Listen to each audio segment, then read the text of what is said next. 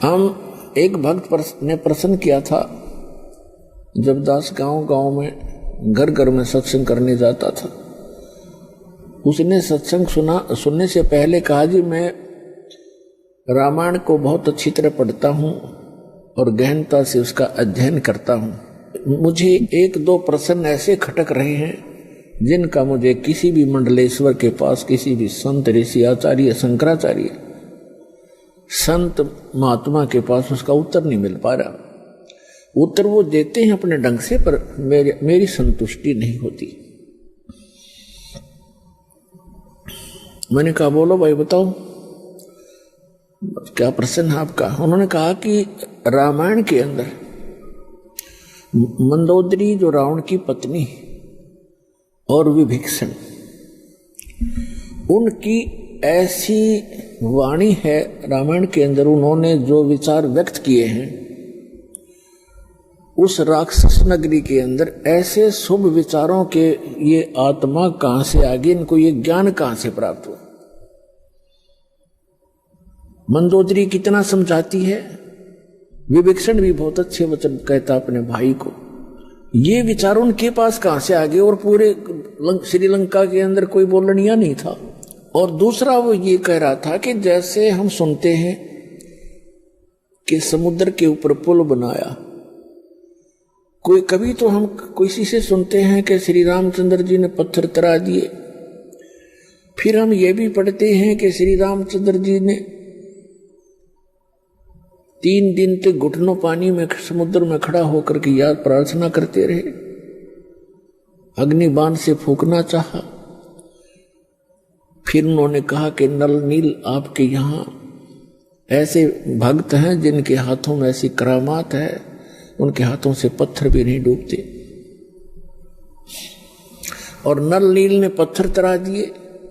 कोई कहता है श्री हनुमान जी ने राम नाम लिख दिया पत्थरों पर, वो हल्के हो गए, तैरने लग गए। ये बिना सिर पैर की बात है।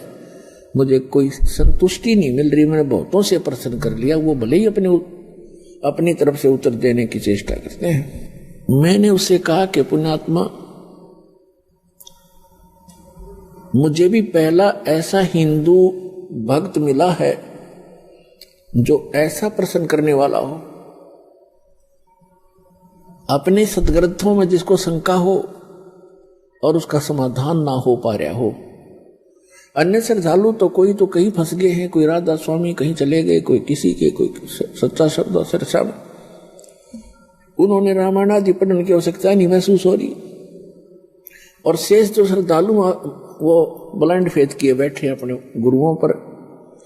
और एक आप हो जो ऐसी बात कही है जो प्रत्येक ने इस पर विवेचन करना चाहिए था। और इसके लिए यदि मैं आपको उत्तर दूंगा अभी, तो आपकी बुद्धि कैच नहीं कर सकती, क्योंकि आप बालक हो। अभी तो आप इस अध्यात्म मार्ग में प्रथम कक्षा के विद्यार्थी भी नहीं हो। तो सबसे पहले आपने सृष्टि रचना सुनना पड़ेगा। अब रात्रि में मैं सत्संग करूंगा, आप सत्संग सुनना, और वो आपके प्रश्नों का उत्तर उसमें मिलेगा। दास ने पहले मौखिक सृष्टि रचना सुनाई और उसको ऐसा लगा जैसे ये दंत कथा, लोक वेद बनावटी सी कहानी है। फिर दास ने सुनाया ये जो उसके प्रश्न का उत्तर था, तो उसकी वो कथा आपको भी सुनाता हूं। जिस समय परमात्मा स्वयं मुनिंदर नाम से प्रकट थे, उस समय श्रीलंका के अंदर एक चंद्र विजय नाम का एक भाट था।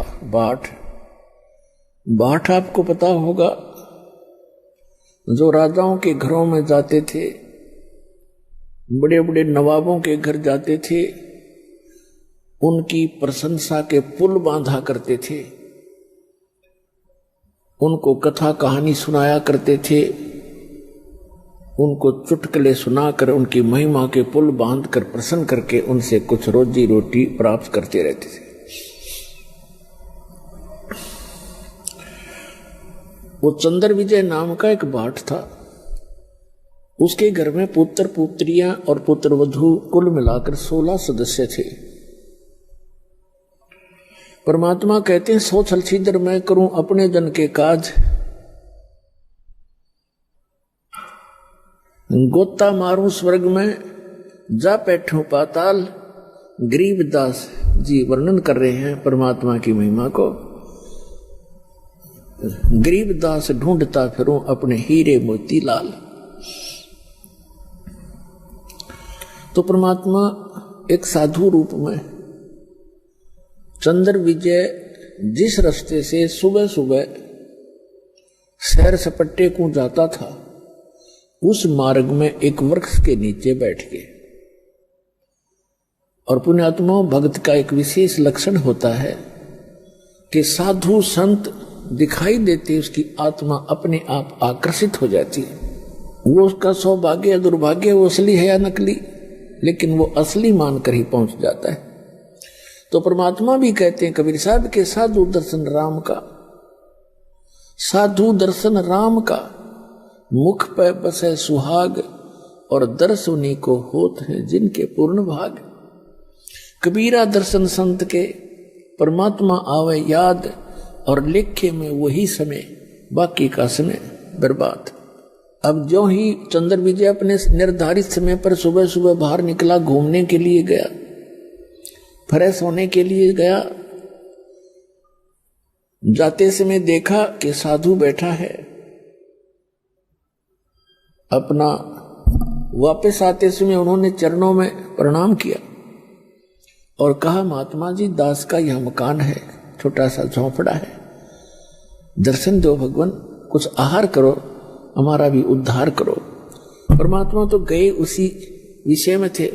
परमात्मा ने कहा कि भाई मैं ऐसा वैसा संत नहीं हूं, मेरे कुछ नियम हैं, मर्यादाएं हैं, उनको यदि तू पालन करेगा तो मैं चल सकता हूं तेरे घर पे। करबद्ध होकर के चंद्र विजय भाट ने कहा कि हुक्म करो परवरदिगार, क्या नियम है, क्या आदेश है आपका? संभव कोशिश करूंगा, जितना भी संभव मेरे से हो सकेगा। परमात्मा ने कहा कि जो मेरा भक्त हो जाता है, उपदेश दीक्षा ले लेता है, मेरा शिष्य बनता है, मैं उसी के घर जाता हूं, ऐसे वैसे व्यक्ति के, अनुपदेशी के घर में आहार नहीं करता। तो चंद्र विजय ने कहा कि भगवान मैं तो शिष्य गुरु बना चुका हूं एक ऋषि को, और उसी ऋषि को गुरु बना रखा है, और बहुत से हमारे साथियों ने। तो परमात्मा ने कहा, आपके गुरुजी ने किस भगवान की भक्ति बताई है? अब चंद्र विजय कहता है कि और भगवान कौन है? शिव जी, शंकर भगवान ही तो है सर्वेश्वर, और हमारे राजा भी भगवान शंकर के ही उपासक हैं। फिर परमात्मा ने उसको कहा कि भाई तुम सभी भ्रमित हो, ये शंकर भगवान नहीं है, ये एक देव है, और ये 3 देव एक जैसी ही शक्ति वाले हैं। श्री ब्रह्मा जी रजगुण, श्री विष्णु जी सतगुण, श्री शंकर जी तमोगुण। जैसे आजकल के दृष्टिकोण से अब दास समझाएगा, जैसे एक प्रांत में मिनिस्टर होते हैं, मंत्री, तो उन मंत्रियों का एक जैसा ही रैंक होता है, एक जैसी पावर होती है, एक जैसे ही वो एमएलए से होते हैं, लेकिन उनके विभागों में अंतर होने से थोड़ी सी वैल्यू उनकी घट बढ़ जाती है, वो अलग बात है। फिर परमात्मा ने बताया, 3 लोक का राज है ये, ब्रह्मा विष्णु महेश, ऊंचा धाम कबीर का, बाणी बिरह विदेश। 3 देव की जो करते भक्ति, उनकी कदे ना होवे मुक्ति। गुण 3 की भक्ति में ये भूल पड़ो संसार, कहे कबीर निज नाम बिना कैसे उतरो पार। अब चंद्र विजय को कुछ बात खटकी, कुछ हटकर ज्ञान था, कभी कड़वा लगा, कभी मीठा लगा। घंटा 2 घंटे डिस्कशन करने के बाद उसने निर्णय ले लिया कि भगवान आपका ज्ञान भले ही मैं पहली बार सुन रहा हूं, पर आत्मा को खींच रहा है, कुछ अच्छा सा भी लग रहा है। शुरू में तो अच्छा नहीं लग रहा था। तब चंद्र विजय ने कहा कि भगवान दीक्षा दे दो दास को। परमात्मा ने उसको मंत्र दिया और कहा अब दर्शन दो दास के घर पे। तो चल पड़े मालिक। अब चंद्र विजय के घर रहे परमात्मा 2, 3, 4 दिन, प्रार्थना करके रखा उनको। सारे परिवार को बैठा लेते थे और सत्संग सुनाते थे, ज्ञान सुनाते थे। तो प्रथम बार तो केवल चंद्र विजय ने ही दीक्षा ली, बाकी सदस्यों ने नहीं दीक्षा ली, क्योंकि पहले बड़े श्रद्धालु व्यक्ति थे। दीक्षा ग्रहण बेसिक ना की, लेकिन ज्ञान सुनते रहे। परमात्मा चले गए, वो फिर कुछ दिनों के बाद फिर आए।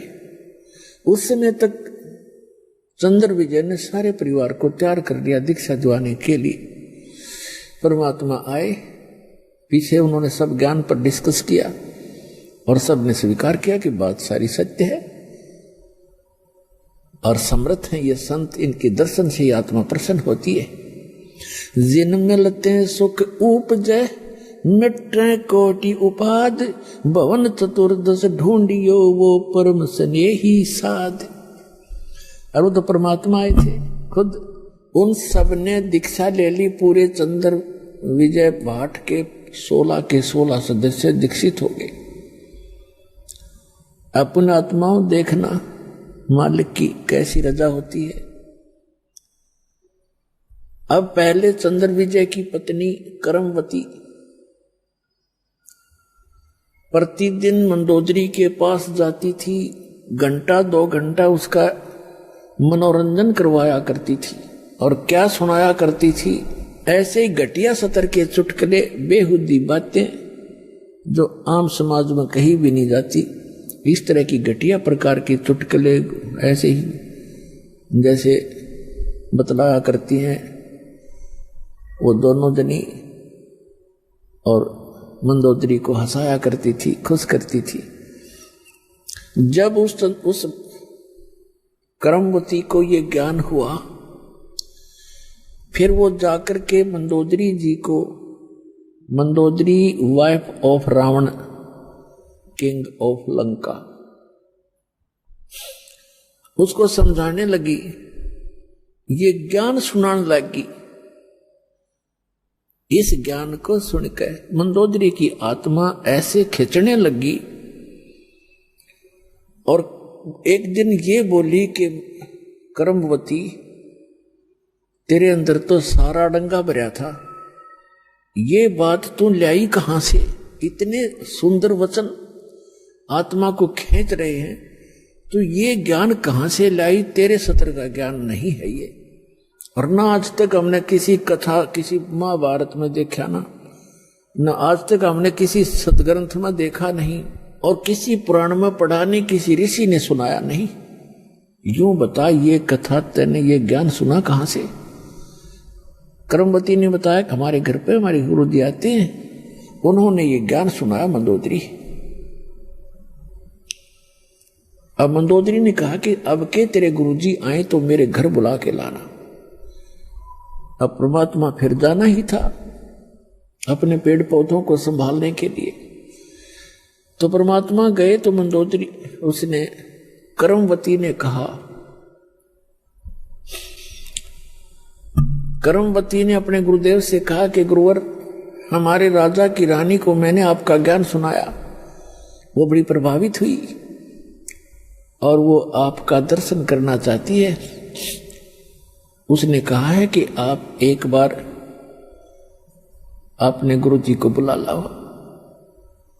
परमात्मा कहने लगे, बेटा रावण जो है एक बहुत अहंकारी व्यक्ति है, और वहां यदि मैं जाऊंगा और वो इंसल्ट कर देगा और उधर से अपनी पत्नी को कहेगा तू क्यों बुला तूने ऐसे गैर पुरुष को, तो बेटा उसके जी में भी समस्या हो जाएगी। और यदि उसको आवश्यकता है तो यहां आ जाएगी, अब कर्मवती के सामने धर्म संकट और राज संकट दोनों खड़े हो गए। धर्म संकट तो ये हो गया कि गुरुजी ने कह दिया, मैं दोबारा कहूं कैसे। और राज संकट ये खड़ा हो गया कि मंदोदरी मेरी महारानी है और उसको यूं कैसे कहूं कि ये जवाब मिल गया। फिर भी परमात्मा ने हिम्मत दी, वो जाकर कहने लगी कि मंदोदरी हमारे गुरुजी आए हैं और मेरी अर्ज है महारानी कि संतों को बुलाना नहीं चाहिए, साधु संतों का स्वयं जाकर दर्शन करना चाहिए। और यदि मैं प्रार्थना करूंगी ज्यादा और वो आ भी गए और उन्होंने आप पर रजा बख्शी नहीं तो बात नहीं बनेगी। उन्होंने, हमारे गुरुदेव जी ने आपके घराने से बना कर दिया और ये कहा है कि यदि उसको गरज है तो मेरे पास आ जाएगी। तो मंदोदरी कहने लगी, बहन मैं चलूंगी, मैं खुद चलूंगी, मुझे गरज है भगवान की। वो उस अपने नौकरानी के घर आगी रानी परमात्मा के चरणों में मत्था टेक दिया और ज्ञान ग्रहण किया, दीक्षा प्राप्त की। क्योंकि कर्मवती ज्ञान से पहले काफी परिचित हो चुकी थी और उसने मंदोदरी को बहुत कुछ ज्ञान सुना दिया था। मंदोदरी परमेश्वर मुनिंदर जी की शिष्या बन गई। फिर वो अपने पति रावण से ये कथा ज्ञान सुनाने लगी। रावण कहने लगा, तेरी बुद्धि चल चुकी है, तेरे को किसी गलत व्यक्ति ऋषि ने बहका दिया है। भगवान शंकर से ऊपर कोई शक्ति है, देख मेरे कैसे ठाठ कर रखे, कैसी मेरे को सिद्धियां दे रखी है, सारी सोने की लंका बना ली है। ए मूर्ख औरत, तू अब भी नहीं समझ पाई, किसके चक्कर में फंस गई। मंदोदरी कहने लगी, रावण तू मेरा पति है और मेरा कर्तव्य है तेरे को समझाने का और कहने का, आपका भी फर्ज है मुझे शिक्षा देने का। लेकिन जो ज्ञान मेरे समझ में आया है ये ज्ञान उत्तम है और अपने जो शंकर भगवान है ये समर शक्ति नहीं है। ये केवल वर्क डन दे सकते हैं, जो आपका किया कर्म आपको मिल रहा है अपने तपस्याएं की, क्योंकि वो ज्ञान से परिचित थी, जिस कारण से आपको सिद्धियां भी मिल गई है। लेकिन ये अस्थायी है, एक दिन आपकी भी मृत्यु होगी और शंकर भगवान की भी मृत्यु होगी। रावण कहने लगा, आज के बाद मेरे से जिक्र भी मत कर देना, क्योंकि उसने तो राज चाहिए था, राज उसको प्राप्त था, बस फाइनल उसने ज्ञान इतना था उसको। ऐसे गुरु मिले हुए थे। एक दिन उसने अपने देवर विभीषण के सामने ये जिक्र किया कि है तो ये भी उसका भाई, लेकिन मेरा कर्तव्य है समझाने का, मानो चाहे मत मानो।